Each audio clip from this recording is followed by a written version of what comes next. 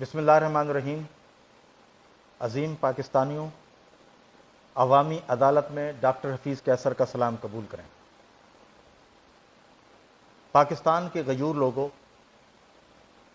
آپ کو معلوم ہے کہ ہم ایسے موضوعات کا انتخاب کر رہے ہیں جس سے پاکستان کے عوام کی بھلائی اور بہتری مقصود ہے۔ اس کی بنیادی وجہ یہ ہے کہ پاکستان کی عوام کو کبھی یہ بتایا ہی نہیں گیا کہ کیا غلط ہے، کیا درست ہے۔ سچ یہ ہے، اکثر سیاسی جماعتوں کے نام پر بڑے خاندانوں نے لوگوں کو گمراہ کیا، ایک کے بعد دوسرا نعرہ اور ایک سے زیادہ خوشنما نعرہ۔ ان نعروں کی سیاست نے موضوعات کو پیچھے دھکیل دیا، مقاصد کو پیچھے دھکیل دیا، عوام کے مفادات کو، بہبود کو پیچھے دھکیل دیا اور صرف نعرہ رہ گیا۔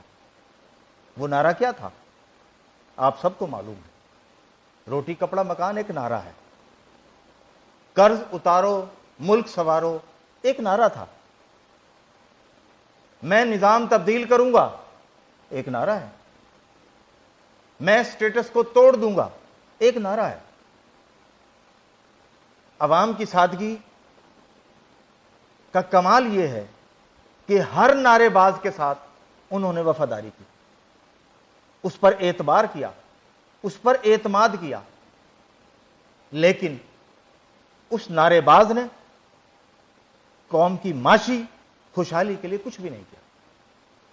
آج جو غربت کا لیول ہے وہ مسلسل گراوٹ کے بعد ہوا ہے، تو اس کا ذمہ دار کیا سارے نہیں ہیں؟ ہم نے سیاسیات کے پروفیسر نجیب علی صاحب سے پوچھا کہ پاکستان میں ابتری کیوں ہے، غربت کیوں ہے، بے روزگاری کیوں ہے، ترقی کی بجائے مخصوص لوگوں کی خوشحالی کیوں ہے؟ انہوں نے جواب دیا، اس کا سبب پاکستان کے نااہل اور ناکام حکمران ہیں۔ پاکستان کو ایک بھی حکمران ایسا نہیں ملا جس کی اہلیت، جس کی صلاحیت اتنی زیادہ ہوتی کہ وہ قوم کو بلندی پر لے جاتا۔ دنیا میں کتنی مثالیں ہیں، برطانیہ کا کون سا ایسا وزیر اعظم ہے جس نے خوشحالی کے لیے کام نہیں کیا؟ امریکہ کے ایک کے بعد دوسرے صدور نے امریکہ کو بلندی پر پہنچا دیا۔ پاکستان میں بھی تو بہت سے حکمران آئے، فوجی آئے، سول آئے، ان سب کی کارکردگی کا جائزہ لیں تو رزلٹ آئے گا زیرو۔ سب نے اپنی ذات کا کھیل کھیلا، کسی کے مفادات کا کھیل کھیلا اور عوام کو پیچھے چھوڑ دیا، عوام کو شخصیت کے پیچھے لگا دیا۔ شخصیت نالائق، شخصیت چور، شخصیت ڈاکو، شخصیت دھوکے باز، شخصیت جھوٹی ثابت ہوتی رہی اور ہم کہتے رہے جمہوریت زندہ باد، آمریت مرد آباد۔ اس جمہوریت زندہ باد، آمریت مرد آباد میں عوام کو کیا ملا؟ ورکرز سوچیں کہ کیا وہ شریک جرم نہیں ہے؟ آج ہم آپ کو بتائیں گے کہ شریک جرم کیا ہوتا ہے۔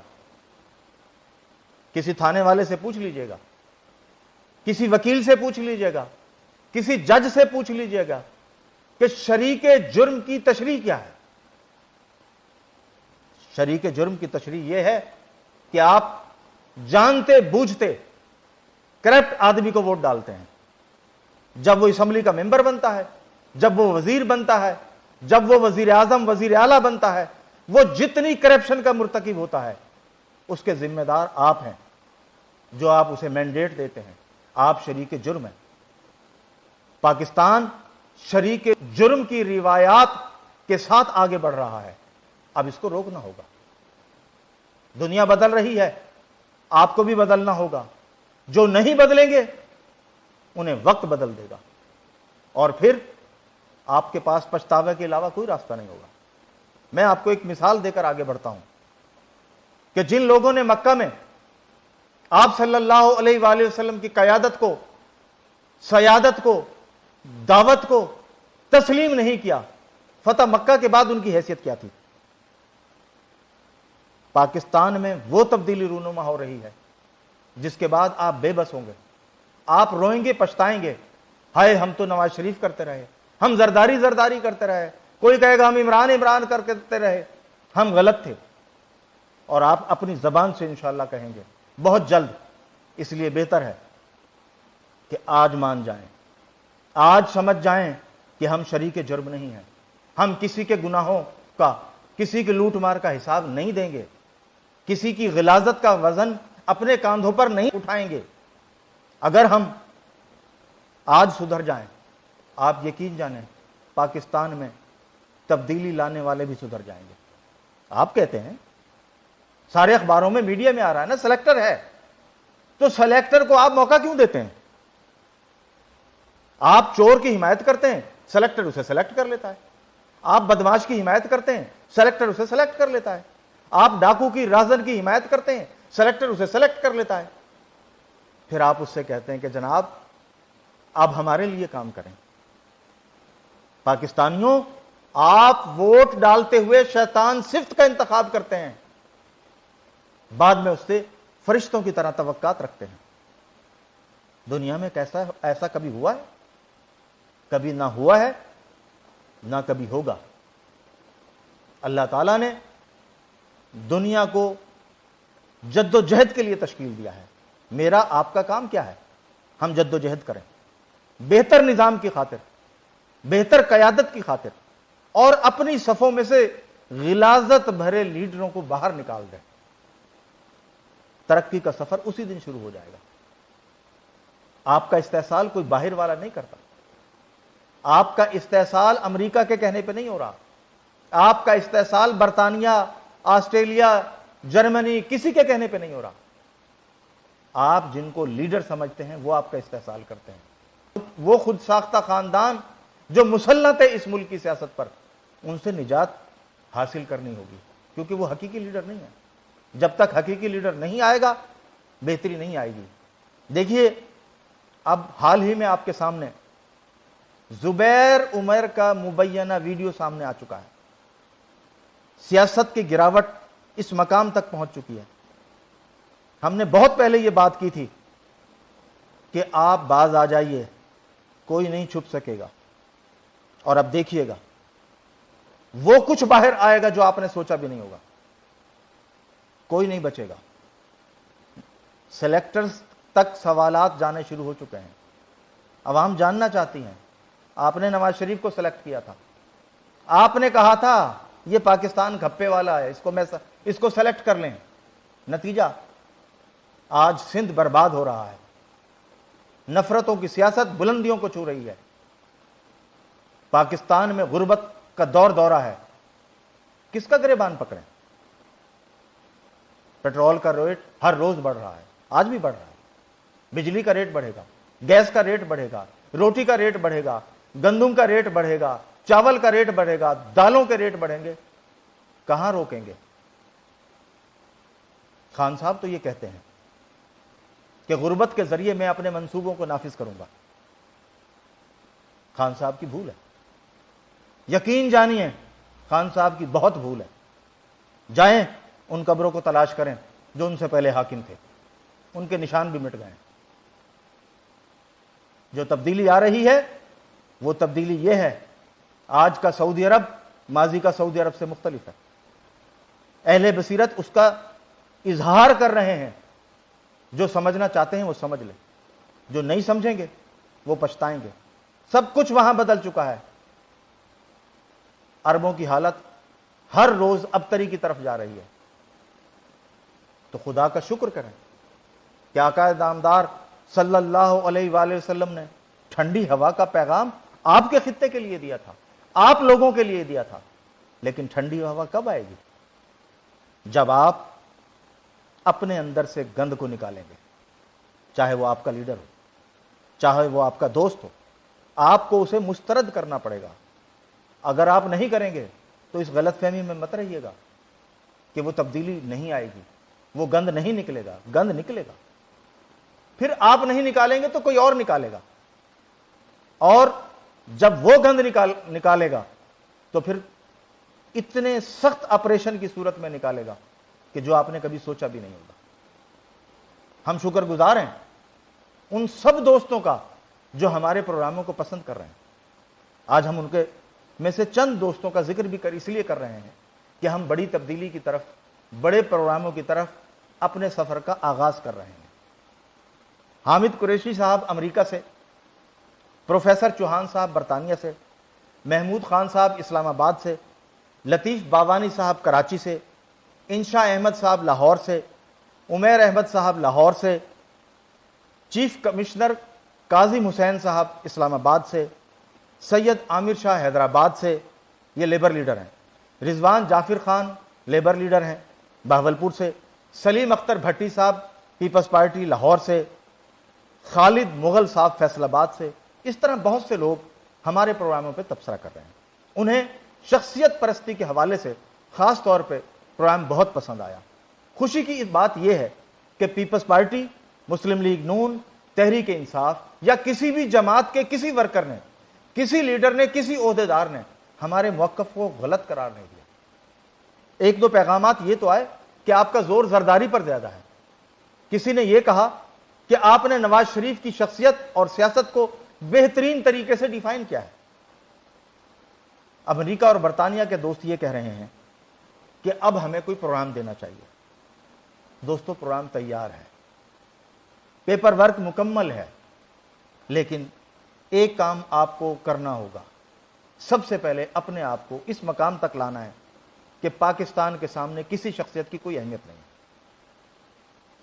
جب آپ پاکستان کو سامنے رکھ کر اپنی سوچ کے دھارے کا تعین کریں گے، آپ یقین جانیے وہ پاکستان میں انقلاب کا دن ہوگا. انقلاب کی شروعات ہو چکی ہے، وہ کچھ ہونے جا رہا ہے جو آپ نے سوچا نہیں تھا. میں پھر عرض کر رہا ہوں، بلکہ آج میں آپ کو ایک بات اور بتا دوں کہ رب کی طرف سے کوئی ٹائم مقرر ہوتا ہے کسی کام کا. بے شک لوگ اسے وقت سے پہلے کہہ جاتے ہیں. آپ نے فیض احمد فیض کو بالکل مختلف رنگ میں سمجھا اور دیکھا ہے، اکثریت کی بات کر رہا ہوں، لیکن آج فیض احمد فیض کی آواز حقیقت پر مبنی ہوتی دکھائی دے رہی ہے.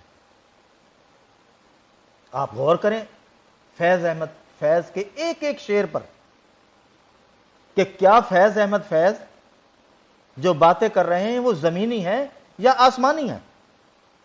آئیے آج فیض احمد فیض کے ساتھ اپنی بات کو آگے بڑھاتے ہیں. ہم دیکھیں گے، لازم ہے کہ ہم دیکھیں گے وہ دن کہ جس کا وعدہ ہے، وعدہ رب کی طرف سے، وہ دن کہ جس کا وعدہ ہے ہم دیکھیں گے.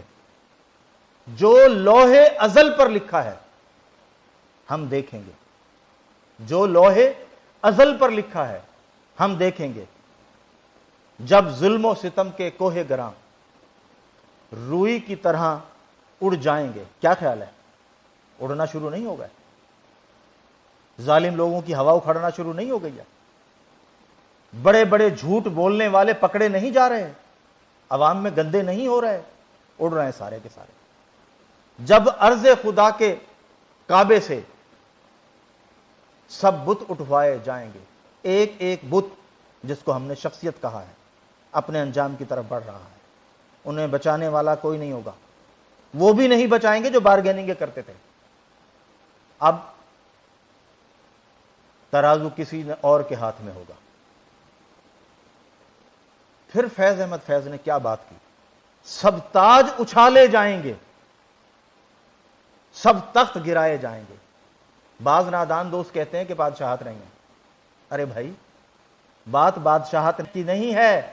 پاکستان میں قدم قدم پر بادشاہتیں ہیں، راجواڑے ہیں، ڈیرے ہیں، وڈیرے ہیں، اور تو اور اب تو ہر کرپٹ آدمی سیاستدان بننا چاہتا ہے تاکہ مزید دولت سمیٹ لے.